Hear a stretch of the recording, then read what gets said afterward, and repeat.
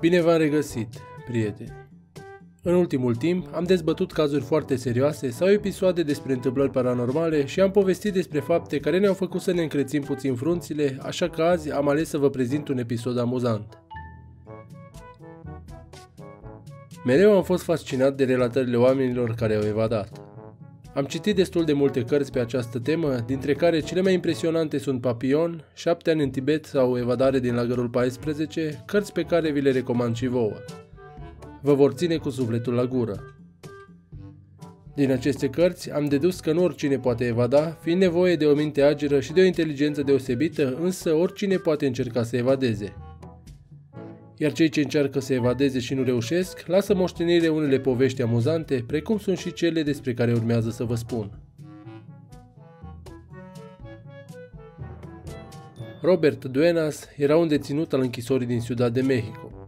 Era condamnat la peste 10 ani de închisoare pentru trafic de droguri. Din prima clipă în care a ajuns în spatele gratiilor, a început să-și facă planuri de evadare. Bineînțeles, s-a bazat foarte mult și pe ajutorul foștilor săi colegi de muncă, traficanții, care de frică să nu fie turnați, ar fi făcut orice pentru el. Dar Robert nu a avut pretenții mari de la ei. Le-a solicitat ca în timpul unei vizite să-i fie aduse mai multe haine de damă, câteva produse de machiat și o perucă. Bănuiesc că deja v-ați prins ce plan avea. Profitând de neatenția gardienilor, s-a schimbat și s-a machiat rapid în sala de vizită, după care a plecat însoțit de vizitatorul său. A ieșit din închisoare fără nicio problemă. În fața închisorii, prietenul evadatului și-a luat rămas bun și a plecat din zonă de frică să nu fie prins și acuzat de complicitate și de aici începe adevărata aventură. Un cetățean, văzând că frumoasa doamnă tocmai a fost părăsită de către bărbatul cu care a ieșit din închisoare, i-a făcut aceste avansuri, invitând-o la o cafea. Văzând că femeia îl refuză și nu-i vorbește, a insistat până când doamna, adică domnul Robert, s-a enervat și a început să-l lovească. Câțiva polițiști ai penitenciarului s-au sesizat că în fața acestuia are loc un conflict și au intervenit să-l aplaneze, moment în care l-a observat pe Robert. Acesta, în timpul altercației, își pierduse și peruca. Gardienii închisorii l-au reintrodus în spatele gratiilor, unde în scurt timp și-a aflat și pedeapsa pentru această tentativă de evadare.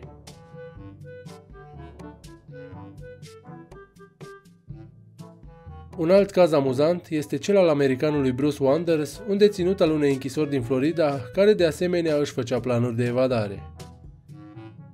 A încercat nenumărate metode clasice de a sări garduri sau de a escalada zidurile închisorii, însă de fiecare dată a fost prins, pedeapsa fiindu-i majorată mereu. După mai mult timp în care nu a mai încercat să evadeze, ținându-se cont de comportamentul său, care era unul corespunzător, i s-a oferit posibilitatea să lucreze la cantină. Aici, văzând că are mai multă libertate și mai multe șanse de a evada, și-a făcut din nou planuri. Astfel, într-o dimineață, când a intrat în penitenciar camionul care i-a aprovizionat cu pâine, Bruce s-a târât sub el și a căutat un loc unde să se ascundă. L-a și găsit, doar că era unul foarte inconfortabil, trebuind să se țină cu mâinile și picioarele de mai multe bare pe tot parcursul drumului. După ce a ieșit din penitenciar, șoferul camionului a luat-o spre autostradă, care era la nici 5 minute de penitenciar, iar odată ajuns aici, a gonit cu viteză, fapt ce nu-i permitea evadatului să-și dea drumul pe șosea. Așa că s-a hotărât să se țină de bare până la prima oprire a camionului. După aproximativ 40 de minute, timp în care explodau mușchii antebraților și ai coapselor, camionul a oprit, iar Bruce, fericit că în sfârșit poate evada, în adevăratul sens al cuvântului, și-a dat drumul pe sol și a ieșit de sub camion. Când s-a ridicat în picioare, a constatat că este în curtea unui alt penitenciar din Florida. În urma acestei tentative de evadare, i-a fost din nou mărită pedeapsa și a fost încarcerat în regim de maximă securitate. Ultimul caz din episodul de azi este cel al francezului Alain Belleville, care era încarcerat în închisoarea Bayonne. Acesta, exact ca în filmul Prison Break, a reușit să convingă medicii penitenciarului că este grav bolnav și a obținut transferul pentru o săptămână în camera celulă a spitalului închisorii. Spitalul nu era foarte bine securizat, deoarece doar deținuții grav bolnavi sunt transferați acolo, iar aceștia s-a socotit că au probleme mai mari decât să-și facă planuri de evadare. Însă nu e și cazul lui Alain. Profitând de naivitatea medicilor, care l-au considerat bolnav și l-au lăsat nesupravegheat, s-a ridicat din patul în care zăcea și a tăiat gratiile subțiri ale geamurilor cu o pânză de bonfire pe care o avea ascunsă în chiloți. Când a terminat operațiunea, a sărit pe geam. Am uitat să precizez la ce etaj era internat. La parter. A părăsit penitenciarul, a străbătut orașul și la marginea acestuia a făcut autostopul. Norocul său a fost că prima mașină care i-a făcut semn să oprească a oprit, însă ghinionul a fost ca la volanul acesteia să se afle un gardian al închisorii din care a evadat. Acesta aflase de evadarea lui Alain, așa că l-a condus din nou în penitenciar.